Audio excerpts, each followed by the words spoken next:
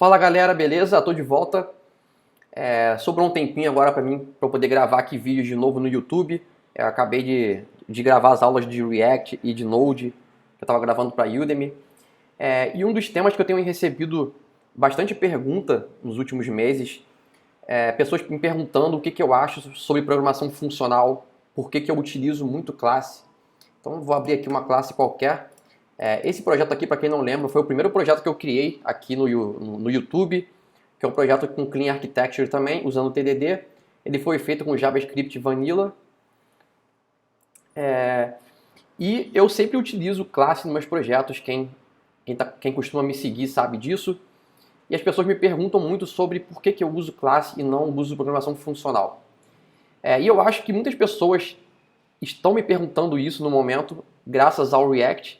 O fato dele ter migrado a forma dele fazer os componentes dele de classe para programação funcional por causa dos hooks, eu acredito que está influenciando muitas pessoas a quererem e se interessarem também por programação funcional. Eles perceberam que em alguns casos você reduz bastante a quantidade de código que você escreve utilizando função. Bem, na minha opinião, eu sou bem claro com relação a isso nos meus vídeos. Eu acho, na minha opinião, que o modelo de classe fica mais organizado, fica mais fácil de você entender o que está acontecendo. Mas tem pessoas que se sentem mais confortáveis com o modelo funcional. E não tem problema nenhum nisso, acho que os dois casos atendem muito bem. É mais questão de preferência mesmo. Eu só não acho que isso deve ser um motivo para você não querer aprender os dois. Eu acho muito importante você conseguir fazer uma classe como essa aqui, uma classe muito simples, tem um construtor e um método, e aqui eu divido as minhas dependências, as dependências da minha classe vêm todas no construtor, e depois você tem métodos. Isso aqui, se eu quisesse converter isso aqui para um modelo funcional, e eu vou fazer isso aqui nessa aula, porque eu não gosto de ficar só na teoria, então a ideia dessa aula aqui vai ser pegar esse componente aqui do login router, que inclusive eu vou renomear ele para controller, eu não gosto desse nome que eu dei. A gente vai fazendo os projetos e vai evoluindo as coisas que a gente vai fazendo, então eu vou mudar alguns nomes aqui que eu usei, que eu não uso mais nos meus projetos, mas a ideia principal seria pegar essa classe inteira aqui e refatorar ela, pelo menos ela, né, não as dependências dela, mas ela para ficar com um modelo funcional. E aí vocês vão poder perceber a diferença de um modelo e do outro para quem não está acostumado com isso. E aí, se vocês gostarem desse modelo de aula e achar que valem a pena, ou eu refatorar esse projeto inteiro aqui para deixar ele como funcional, ou talvez criar uma outra API do zero usando esse modelo funcional para vocês poderem praticar um pouco mais, deixa no comentário. Então vamos lá. Primeira coisa que eu vou fazer aqui nesse projeto, tem muito tempo que eu não mexo nele. Eu vou rodar aqui um npm teste, para rodar o teste global do sistema, só para ver se está tudo funcionando aqui dentro. Inclusive já apareceu aqui um console.log aqui. Deve ter um console em algum lugar aqui no projeto. Vamos fazer uma busca aqui. Aqui. Vou remover isso daqui logo. Então vamos lá. Eu vou começar refatorando isso aqui. Vou chamar isso aqui de controllers ao invés de router. E aqui dentro a mesma coisa. Vamos chamar isso aqui de login controller. E aqui seria o login controller .spec. Isso aqui provavelmente vai quebrar alguma coisa no meu código.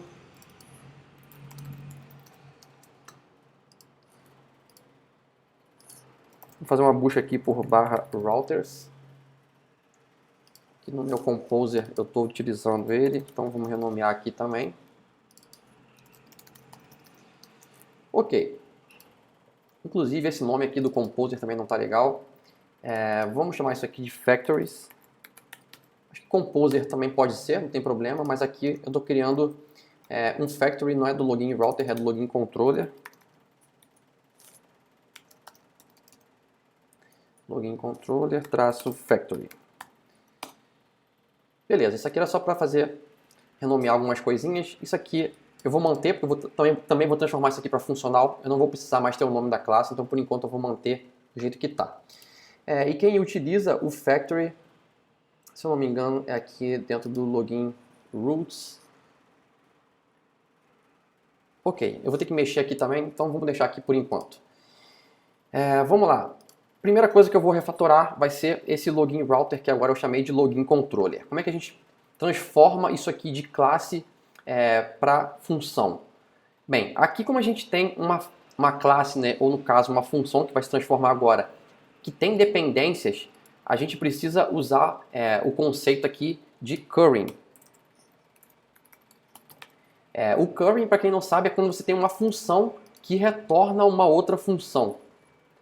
Então, essa aqui seria a forma equivalente de a gente fazer uma injeção de dependência utilizando programação funcional. Então, eu basicamente tiraria a classe daqui e eu vou fazer que o meu módulo .export vai exportar direto uma função. Então, eu vou usar aqui o arrow function, poderia ser um function normal aqui. Então, é uma função que recebe isso aqui como parâmetro e retorna alguma coisa. Então, aqui a gente não precisa mais ter isso aqui dentro. E depois que a gente injetou isso aqui dentro, essa função agora tem que retornar aqui dentro o que ela quer fazer. Então a gente vai chamar uma função que vai retornar uma outra função. Então aqui dentro ele teria basicamente um return. Vai retornar uma função assíncrona e ela não precisa nem ter nome. Pode ser uma função anônima mesmo. E é basicamente isso. A gente converteu isso aqui, que era uma classe, para programação funcional. Então a gente transformou isso aqui numa função, que essa função de fora seria equivalente a um factory. A gente passou aqui as dependências dessa função e a gente vai poder utilizar essas dependências aqui dentro do escopo. Inclusive, a gente não pode mais acessar isso aqui com o this ponto. Então, eu vou remover aqui todas as referências de this ponto. Ele vai acessar direto com o nome que está aqui dentro. E depois que a gente passou dessa primeira etapa aqui, ele pega essas dependências, vai utilizar aqui dentro desse escopo, mas ele vai retornar uma outra função que vai utilizar essas dependências aqui dentro. Então, isso aqui seria o currying. E aí eu vou abrir aqui o arquivo de teste desse login controller. A gente vai ter que refatorar isso aqui agora, porque o login controller não retorna mais aqui uma classe, né? Agora ele retorna um factory, que eu posso chamar aqui de make login controller. E vamos lá, aqui no make SUT, agora o SUT, ao invés de um new login controller, a gente passa um make login controller, que é essa função que está retornando aqui, que é isso aqui.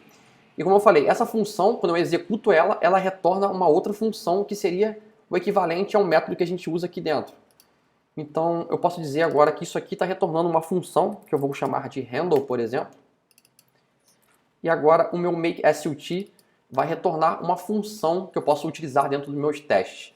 Não vai retornar mais uma classe. Então, eu teria basicamente que pegar aqui todos os meus testes. Todo mundo que usa agora, a gente capturava antigamente a instância da classe e chamava um método root dentro dela. Então o que a gente vai fazer é substituir esse sut.root em todo mundo, e eu vou chamar isso aqui de handle, e aqui, ao invés do const sut, a gente vai pegar o handle direto. Então o make sut agora está retornando uma função e a gente vai executar ela, e ela é assíncrona, então tem que executar ela com await. Então vamos rapidamente aqui alterar todo mundo que está utilizando ela. Aqui. E aqui no final, se eu não me engano, tem um teste que era um pouco diferente, que é esse aqui. Que aqui a gente cria várias instâncias diferentes. Então vamos lá. Aqui, vou chamar isso aqui de list. Seria uma lista de métodos que ele vai retornar. E aqui em todos eles a gente vai substituir o new login router por make login controller. E aí em cada um deles aqui eu estou injetando parâmetros diferentes. Lembrando que aqui é JavaScript, então eu tenho que testar as dependências de cada um. Garantir que esses métodos aqui foram injetados da forma correta. Se fosse TypeScript a gente não precisaria desse teste. E aqui a gente pode chamar para cada handle dessa lista de handles que a gente fez aqui. Então eu vou copiar isso aqui, eu vou botar aqui embaixo também. O teste é parecido. E aqui vamos chamar de list. E é isso. A princípio aqui já está refatorado, então agora o login controller virou uma função que retorna uma outra função. Então o que mais que a gente precisa alterar? Esse login controller ele é utilizado pelo factory do login controller. Então esse factory, já que eu vou refatorar ele, ele vai receber agora aqui em cima um make login controller. E vamos fazer ele também virar funcional, já que a gente está refatorando ele. Então ao invés de uma classe, ele vai ser agora uma função que não recebe nada e retorna alguma coisa aqui dentro. Então, a gente pode remover aqui embaixo um parênteses desse. Ficou mais simples. Então, a gente simplesmente vai chamar um make login controller, executou essa função, e essa função no final vai chamar aqui embaixo um make login controller. Então, ele vai criar uma instância do login controller para a gente, que foi o que a gente fez. E lembrando que isso aqui agora retorna uma função, que é o handle. Então, precisamos alterar agora quem chama ele. Quem chama ele é a rota de login, que é o login routes. Então, o login route estava chamando aqui o login router composer. A gente pode renomear isso aqui agora para make login controller. Inclusive, isso aqui agora está dentro de factories. E aqui seria login controller factory. Então, temos aqui um factory. E o que a gente quer fazer aqui, basicamente, é executar esse factory. Esse factory, quando é executado, vai retornar a função do handle, que é uma função assíncrona. Ou seja, a gente vai precisar alterar também o adapter. Então, o adapter estava aqui dentro do main layer, que é o express router adapter. E aqui, esse router ele não está recebendo mais um router agora, ele está recebendo uma função que a gente chamou de handle. O nome aqui tanto faz. O que importa é que ele recebeu uma função. O que ele vai fazer aqui dentro é basicamente executar essa função. Então, ao invés de ele receber aqui uma instância do objeto e chamar um método que antes era root, a gente vai chamar direto o handle aqui dentro. E acredito que é só isso. Se eu não esqueci de nada, já está refatorado. Vamos rodar aqui duas coisas. Antes de eu rodar esse teste, deixa eu lembrar como é que eu fiz isso aqui nesse projeto. Temos alguns scripts aqui. Uma coisa que eu acho que é legal a gente colocar nesse projeto aqui também seria um script que eu vou chamar aqui de check. E eu vou rodar aqui dentro o npm check. Vou passar as flags "-s" de skip e "-u" para ele ficar iterativo. Isso aqui serve para eu rodar esse comando aqui que é o npm check, que eu instalei globalmente no meu computador. Ele verifica minhas dependências, como é que elas estão. Tem muito tempo que eu não mexo nesse projeto, deve ter alguma coisa aqui que está defasada com certeza. Então eu vou rodar aqui o npm run check. Vamos dar uma atualizada nessas bibliotecas. Tem aqui um monte de coisa para atualizar. Vou selecionar todo mundo e vou mandar atualizar. Enquanto ele atualiza isso, provavelmente o meu lint-staged RC aqui está com o git add ainda, que isso aqui é muito antigo. A versão mais nova do lint-staged não precisa mais colocar o git add depois do teu script de commit, ele faz isso automaticamente. E acredito que é basicamente isso. Vou só aguardar agora ele atualizar as bibliotecas e quando ele acabar, o que eu posso fazer aqui é no npm test colocar aqui um no cache nesse script para ele rodar isso aqui, evitando que faça cache. Acho que vai ser uma melhora boa. Está demorando para instalar os scripts novos. Pelo visto tem mudança grande aqui.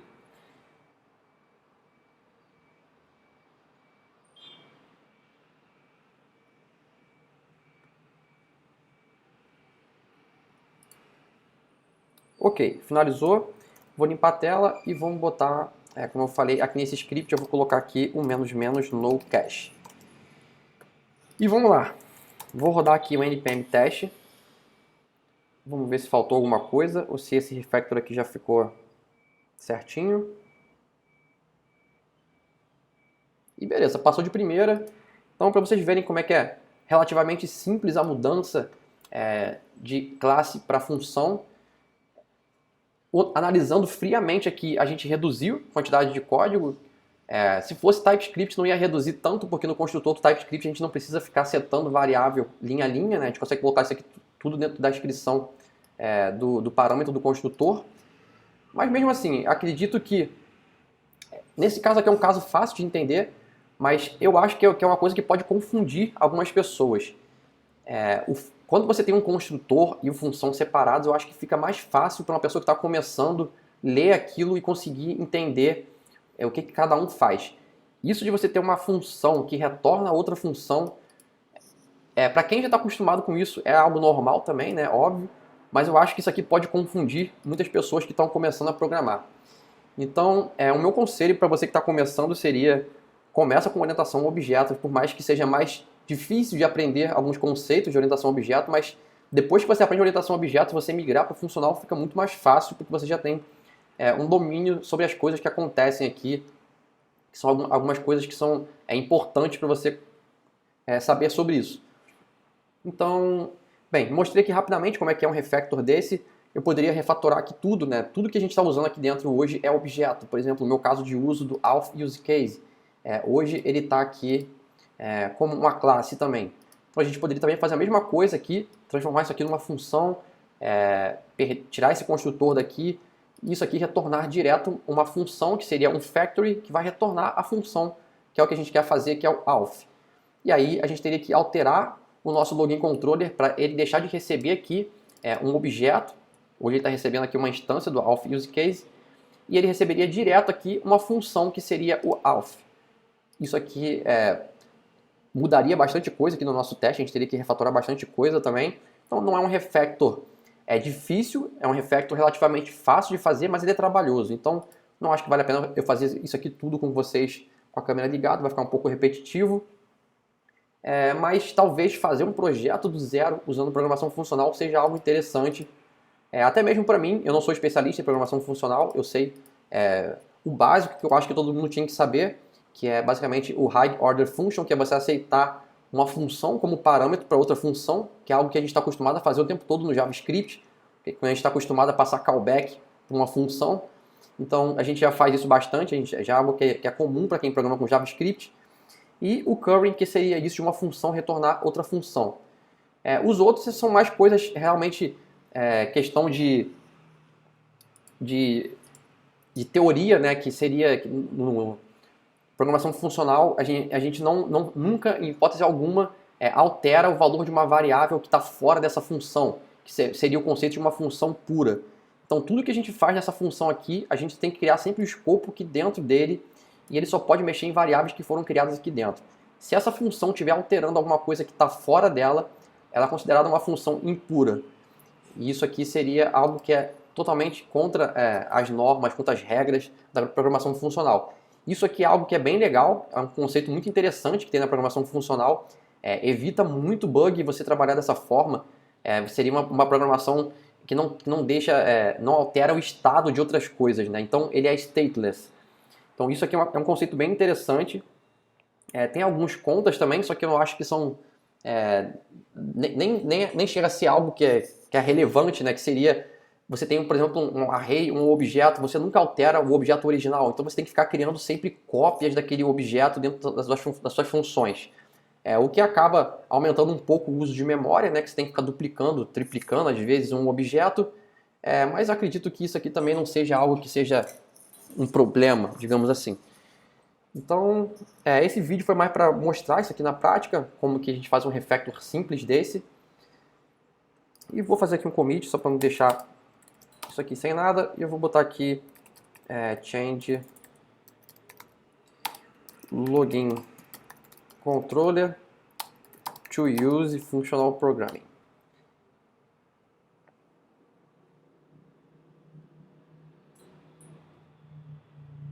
Beleza, comitado.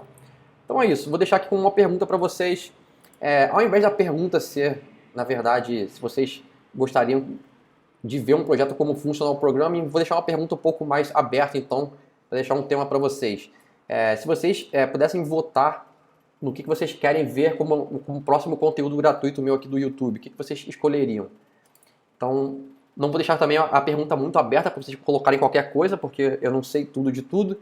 Então, as linguagens que eu acho que eu poderia contribuir com vocês hoje em dia aqui são TypeScript, JavaScript, Node, React, até C# eu consigo, estou afastado um tempinho, mas eu acho que eu consigo mexer tranquilamente.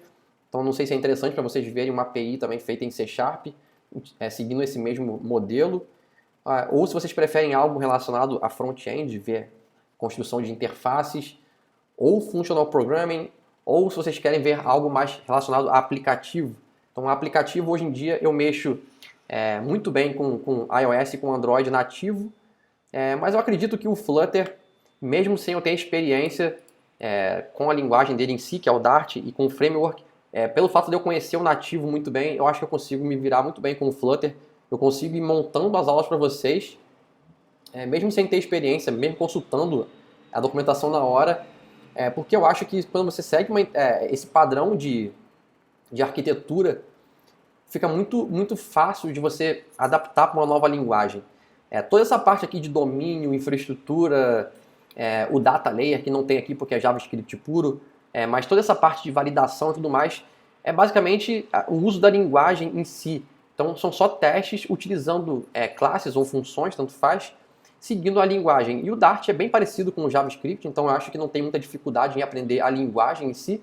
Eu acho que a parte mais trabalhosa realmente no Flutter seria a parte de UI, porque a parte de UI é realmente o que muda quando você está trocando de um framework.